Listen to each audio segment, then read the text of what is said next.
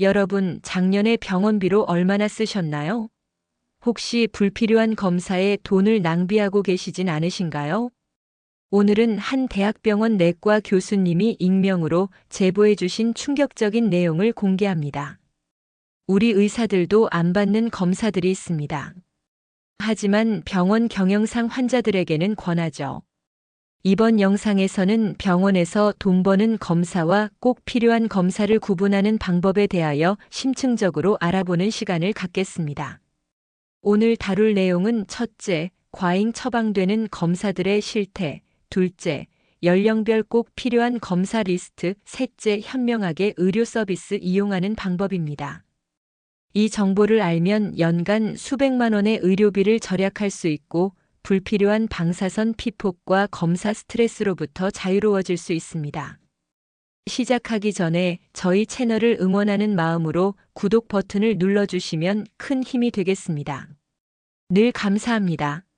먼저 가장 많이 남용되는 MRI 검사에 대하여 알아보겠습니다.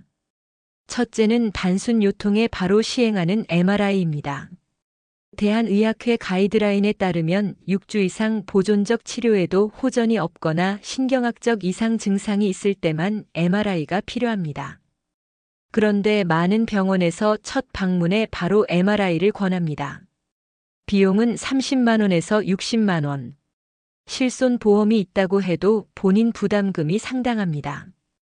캐나다 연구에 따르면 요통 환자의 90%는 MRI 없이도 6주 내에 자연 호전됩니다. 오히려 MRI에서 발견된 경미한 이상 소견 때문에 불필요한 시술이나 수술로 이어지는 경우가 많습니다.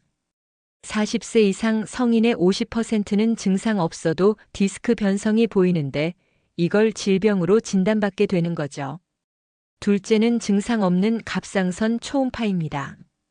한국은 갑상선암 과잉 진단 세계 1위입니다. 2011년 이후 갑상선암 진단이 15배 증가했지만 사망률은 변화가 없습니다. 이게 무슨 의미일까요? 치료가 필요 없는 작은 암까지 찾아내고 있다는 뜻입니다. 미국 갑상선학회는 증상이 없고 갑상선 기능이 정상이면 초음파 검사를 권하지 않습니다. 하지만 한국에서는 건강검진 패키지에 기본으로 포함시킵니다. 1cm 미만 결절은 대부분 평생 문제를 일으키지 않는데 발견되면 6개월마다 추적 검사를 받게 됩니다. 평생 불안과 의료비 지출의 시작인 거죠. 셋째는 매년 시행하는 PET-CT입니다. PET-CT는 전신 암 검진에 사용되는데 방사선 피폭량이 일반 CT의 2 내지 3배입니다. 한 번 검사로 자연 방사선 8년치를 한꺼번에 받게 됩니다. 비용도 100만 원에서 150만 원으로 매우 비쌉니다. 일본 연구에 따르면 증상 없는 일반인이 PET-CT로 암을 발견할 확률은 0.3%입니다. 반면 위양성암이 아닌데 암으로 의심되는 경우는 10%나 됩니다. 불필요한 조직 검사와 불안감만 증가시키는 셈이죠. 암 병력이 있거나 고위험군이 아니라면 매년 받을 필요가 전혀 없습니다. 이제 연령별로 꼭 필요한 검사들에 대하여 알아보겠습니다. 첫째는 50세 이상의 대장 내시경입니다. 대장암은 한국인 암 사망 3위입니다. 하지만 조기 발견하면 90% 이상 완치 가능합니다. 50세부터 5년마다, 가족력이 있으면 40세부터 3년마다 받는 것이 좋습니다. 국가 검진으로 지원되므로 본인 부담도 적습니다. 둘째는 40세 이상의 위내시경입니다. 한국은 위암 발생률이 높은 나라입니다. 2년마다 위내시경을 받으면 위암 사망률을 50% 줄일 수 있습니다. 역시 국가 검진 항목이므로 비용 부담이 적습니다. 헬리코박터 감염이 있다면 반드시 제균 치료를 받으세요. 셋째는 여성의 유방암 검진입니다. 40세 이상은 2년마다 유방 촬영수를 받아야 합니다. 치밀 유방인 경우 초음파를 추가하는 것이 좋습니다. 가족력이 있다면 30세부터 시작하세요. 자가 검진도 매달 생리 후 일주일째에 시행하는 것이 중요합니다. 넷째는 골밀도 검사입니다. 여성은 폐경 후, 남성은 70세 이후 필수입니다. 골다공증은 증상이 없다가 골절로 나타나는데 대퇴골 골절 시 1년 내 사망률이 20%나 됩니다. 조기 발견하면 약물 치료로 골절 위험을 70% 줄일 수 있습니다. 다섯째는 당뇨병과 고혈압 검사입니다. 40세 이상은 매년 공복 혈당과 혈압을 측정해야 합니다. 당뇨와 고혈압은 침묵의 살인자입니다. 증상이 나타났을 때는 이미 합병증이 진행된 경우가 많습니다. 조기 발견하면 생활습관 개선만으로도 충분히 관리 가능합니다. 그렇다면 어떻게 해야 과잉 검사를 피하고 필요한 검사만 받을 수 있을까요? 첫째는 검사 전 반드시 물어봐야 할 질문들입니다. 이 검사를 왜 해야 하나요? 검사하지 않으면 어떤 위험이 있나요? 다른 대체 검사는 없나요? 검사 결과가 치료 방침을 바꾸나요? 보험 적용이 되나요? 이 5가지 질문에 명확한 답을 듣지 못한다면 신중하게 고려하세요. 둘째는 세컨드 오피니언의 활용입니다. 큰 검사나 시술 전에는 반드시 다른 병원 의견을 들어보세요. 대학병원은 상대적으로 과잉 진료가 적은 편입니다. 같은 증상이라도 의사마다 접근법이 다를 수 있으니 여러 의견을 종합해서 판단하는 것이 현명합니다. 셋째는 국가검진의 적극 활용입니다.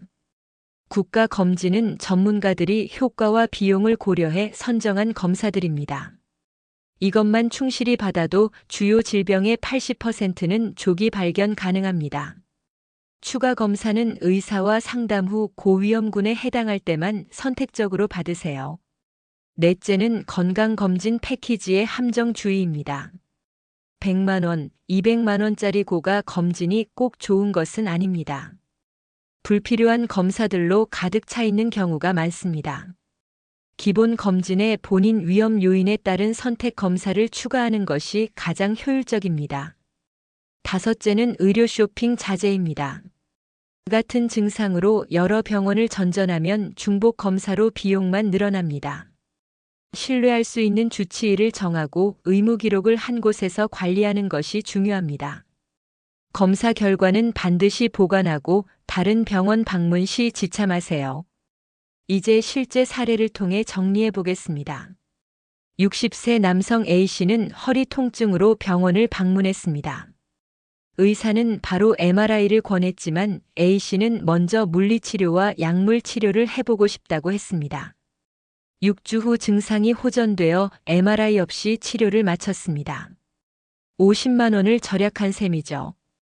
반면 55세 여성 B씨는 복통이 2개월 지속되는데도 돈이 아까워서 검사를 미뤘습니다. 결국 대장암 2기 진단을 받았습니다.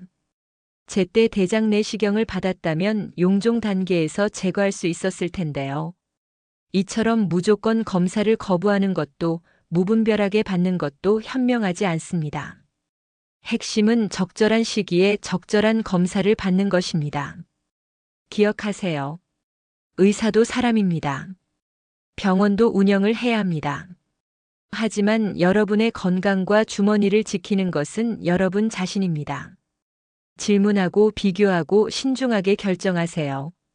오늘 알아본 내용을 정리하면 과잉 검사로는 증상 없는 MRI, 갑상선 초음파, PET-CT가 있고 꼭 필요한 검사로는 대장 내시경, 위내시경, 유방암 검진, 골밀도 검사, 당뇨 고혈압 검사가 있습니다.